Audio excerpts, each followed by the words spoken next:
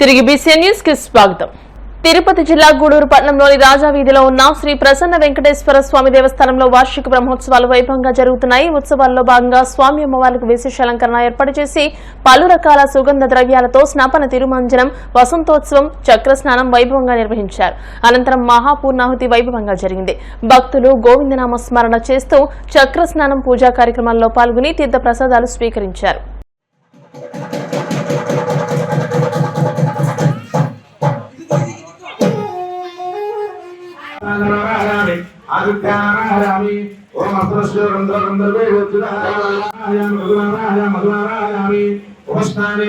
ओम उपस्थाने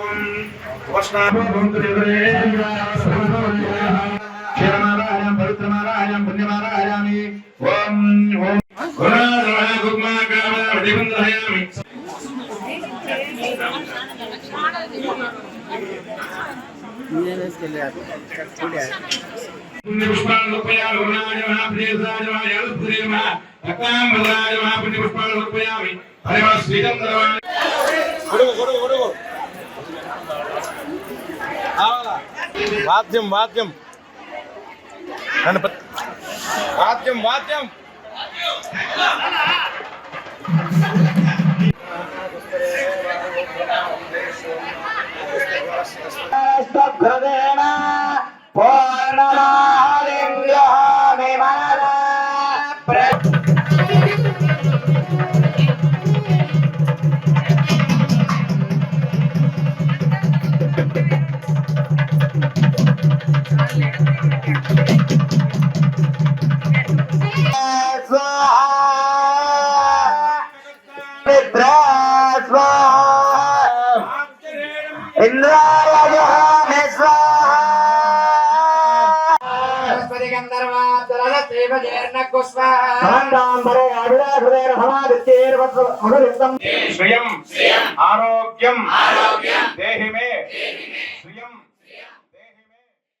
సర్పంచ్లకు నిధులే గ్రామ అభివృద్ధికి ఆధారమని ఆలూరు ఎమ్మెల్యే బుస్సినే విరూపాక్షి పేర్కొన్నారు. నంద్యాల జిల్లా ఆలూరు ఆర్ఎంబీ గెస్ట్ హౌస్ లో ఎమ్మెల్యే మాట్లాడుతూ 18 నెలలుగా జెడ్పీటీసీ, ఎంపీపీ, సర్పంచ్లు, ఎంపీటీసీలకు వేతనాలు ఇవ్వలేదని, వాటిని తక్షణమే విడుదల చేయాలని డిమాండ్ చేశారు. 15వ ఫైనాన్స్ నిధులపై కూటమి ప్రభుత్వం స్పష్టత ఇవ్వాలని అన్నారు. గ్రామాభివృద్ధి కోసం నిధులు అత్యవసరమని ఈ సందర్భంగా ఆయన పేర్కొన్నారు. ఈ కార్యక్రమం ఎందుకు పెట్టారంటే సర్పంచ్లు, ఎంపీటీసీలు, జెడ్పీటీసీలు అయితేనేమి, ఎంపీపీలు అయితేనేమి వాళ్ళకి దాదాపుగా 18 నెలలు అయింది వాళ్ళకి అసలు వేతనం రాక. వాళ్ళ ప్రభుత్వం వచ్చి సంవత్సరం అయింది, అయినా అక్కడ ఇంతకుముందు జనవరి నెల నుంచి 2024 జనవరి నెల నుంచి రావాలా. జనవరి అంటే అప్పటి నుంచి దాదాపుగా అది 24 సంవత్సరం ఇంత రావాలా. దాదాపు మళ్ళీ ఇక్కడ 6 నెలలు 18 నెలలు వేతనాలు రావాలా.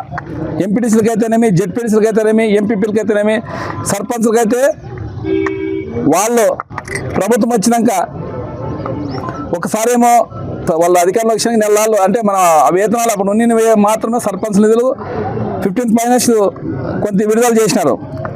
ఆ రోజు నుంచి ఈ రోజు వరకు దాదాపుగా 10 నెలలు అయింది.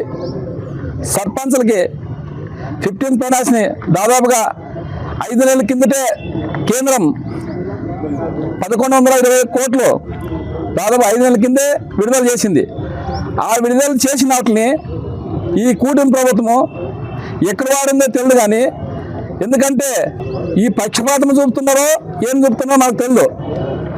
ఇంతకుముందు అయితే ఈ కూటమి ప్రభుత్వం అందరూ చంద్రబాబు నాయుడు అయితేనేమి, లోకేష్ అయితేనేమి, పవన్ కళ్యాణ్ అయితేనేమి వాళ్ళు జగన్మోహన్ రెడ్డి వాడుకుంటున్నారు. మేము వస్తే అధికారంలోకి వస్తే నెల వేస్తామనే విధంగా ఈ కూటమిలో ఉండే వాళ్ళు మొత్తం చెప్పినారు.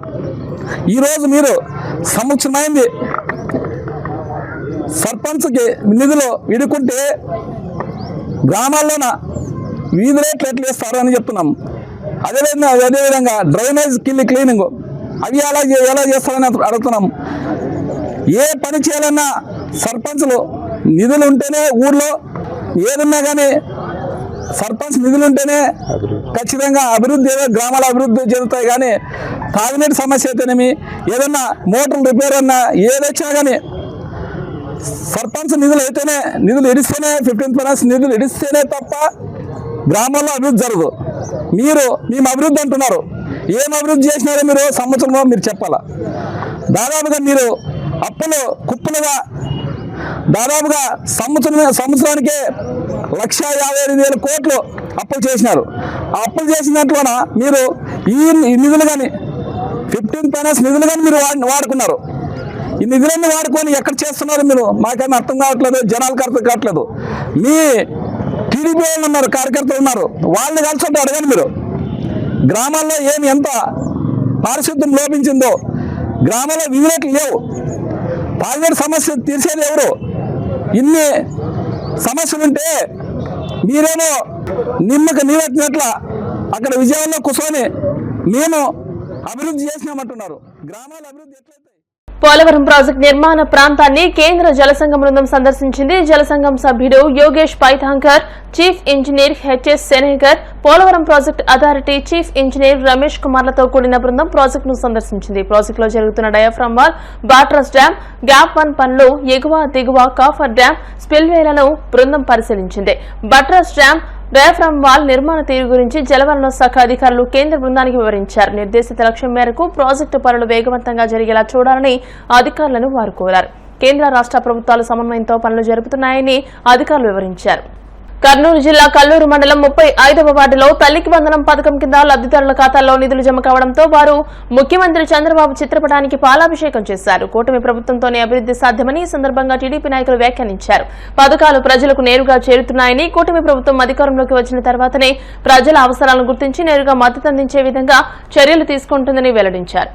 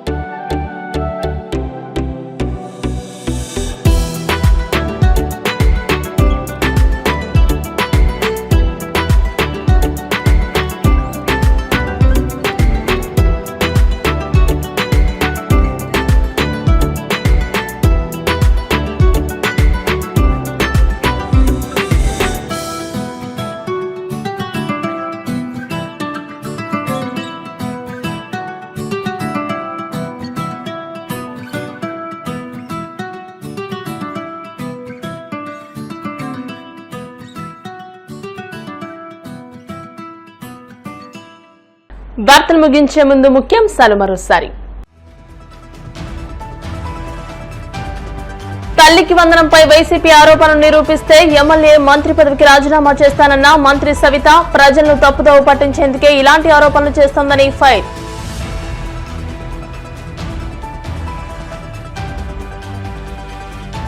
వీర జవాన్ కుటుంబానికి పవన్ ఆర్థిక సాయం 25 లక్షలు అందజేత. మురళీనాయక్ తల్లిదండ్రులకు చెక్ అందజేసిన ఎమ్మెల్యేలు ఆరణి శ్రీనివాసులు, జయకృష్ణ.